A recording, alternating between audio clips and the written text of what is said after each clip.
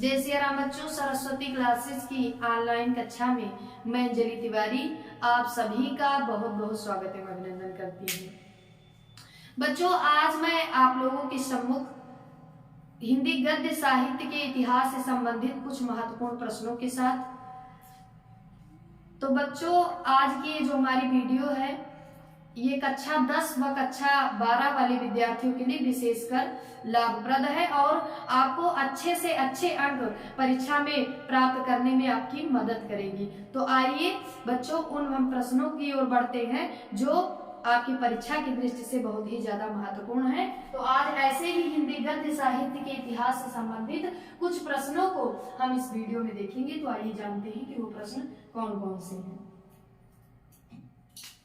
बच्चों, आज का जो हमारा पहला प्रश्न है, बच्चों ये प्रश्न संख्या में तो काफी कम है, लेकिन ये परीक्षा में आपको अच्छे से अच्छे अंक प्राप्त करने में आपकी मदद करेंगे। तो बच्चों आइए जानते हैं। पहला प्रश्न है हमारा, आंसू के रचनाकार हैं। आंसू जो कि एक रचना है, इसके रचनाकार कौन है आपको बताना है। ऑप्शन यहाँ पे 4 दिया है। ऑप्शन नंबर का है जयशंकर प्रसाद, ऑप्शन नंबर का है doctor Ram Kumar Verma, option number गा है महादेवी वर्मा और ऑप्शन नंबर घा है सुमित्रा नंदन पंत। तो यहाँ पे जो आंसू के रचनाकार हैं, इसके रचनाकार है महाकवि जयशंकर प्रसाद। अगला प्रश्न है बच्चों हमारा, नीड़ का निर्माण फिर रचना की विधा है। कई बार परीक्षाओं में रचना देकर उसकी विधा पूछी जाती है कि कौन सी विधा की रचना है। तो इसके लिए आपको विधा की रचनाओं की ध्यान में रखना बहुत ही आवश्यक है। तो बच्चों इसको ध्यान में रखना। नीड़ का निर्माण फिर जो कि हरिवंश राय बच्चन जी की रचना है, ये किस विधा की है। तो यहाँ पे 4 ऑप्शन दिया है, आपको बताना है कि ये किस विधा की रचना है। तो पहला ऑप्शन आपको दिया है जीवनी, अगला है रिपोर्टाज, गा नंबर है आत्मकथा और घा नंबर है रेखा चित्र। तो यहाँ पे जो इसका करेक्ट ऑप्शन हो जाएगा वो हो जाएगा ऑप्शन नंबर ग, यानी आत्मकथा। नीड़ का निर्माण फिर किस विधा की रचना है बच्चों, तो ये आत्मकथा विधा की रचना है। अगला प्रश्न है हमारा बच्चों, पृथ्वी पुत्र के रचनाकार हैं।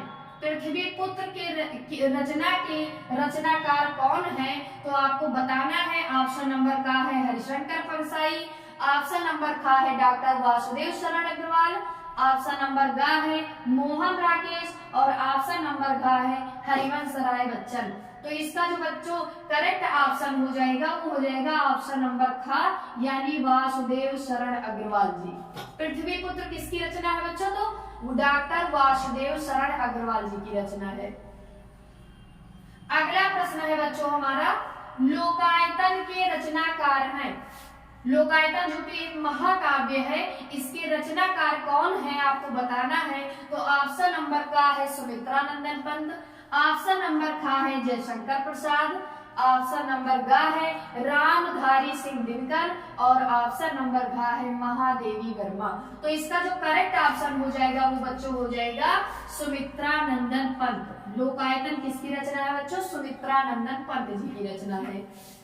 अगला प्रश्न है बच्चों हमारा, श्रृंगार लहरी के रचनाकार हैं। श्रृंगार लहरी के रचनाकार कौन है आपको बताना है। ऑप्शन नंबर खा है जगन्नाथ दास रत्नाकर, ऑप्शन नंबर खा है मैथिली शरण गुप्त, ऑप्शन नंबर गा है भारतेंदु हरिश्चंद्र और ऑप्शन नंबर घा है भवानी प्रसाद मिश्र। तो इसका जो करेक्ट ऑप्शन हो जाएगा बच्चों वो हो जाएगा ऑप्शन नंबर का, यानी जगन्नाथ दास रत्नाकर। श्रृंगार लहरी के रचनाकार कौन है, जगन्नाथ दास रत्नाकर।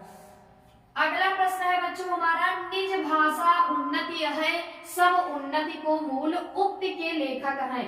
यानी जो ये कथन दिया है, एक लाइन दी है बच्चों, आपको बताना है कि इस लाइन के रचनाकार कौन है, इस पंक्ति के रचनाकार कौन है। तो ऑप्शन नंबर का है बालकृष्ण भट्ट, ऑप्शन नंबर खा है यशपाल, ऑप्शन नंबर गा है अयोध्या सिंह उपाध्याय हरियोध और ऑप्शन नंबर घा है भारतेंदु हरिश्चंद्र। तो इसका जो करेक्ट ऑप्शन हो जाएगा बच्चों वो हो जाएगा ऑप्शन नंबर घा, यानी भारतेंदु हरिश्चंद्र। निज भाषा उन्नति है सब उन्नति को मूल उक्ति के लेखक कौन है, तो भारतेंदु हरिश्चंद्र जी हैं। अगला प्रश्न है बच्चों हमारा, हिंदी के प्रथम कवि सरहपा है। आपको बताना है कि हिंदी के प्रथम कवि कौन है, वो तो सरहपा जी है। तो ये किस संप्रदाय के हैं आपको बताना पड़ेगा। तो ऑप्शन नंबर का है नाथ संप्रदाय के, ऑप्शन नंबर का है जैन संप्रदाय के, ऑप्शन नंबर गा है सिद्ध संप्रदाय के, और ऑप्शन नंबर घा है रासो संप्रदाय के। तो इसका जो करेक्ट ऑप्शन हो जाएगा बच्चों वो हो जाएगा सिद्ध संप्रदाय के। तो ये था बच्चों आज का हमारा हिंदी गद्य साहित्य के इतिहास से संबंधित महत्वपूर्ण प्रश्न जो लगभग आपकी परीक्षा में पूछे जा सकते हैं। तो इनको बच्चों आप एकदम अच्छे ढंग से कंठस्थ कर ले ताकि ये आपको विस्मृत ना हो। तो बच्चों कल हम फिर से एक बार उपस्थित होंगे अगले प्रश्नोत्तरी के साथ। तब तक के लिए जय श्री राम, जय जय श्री राम।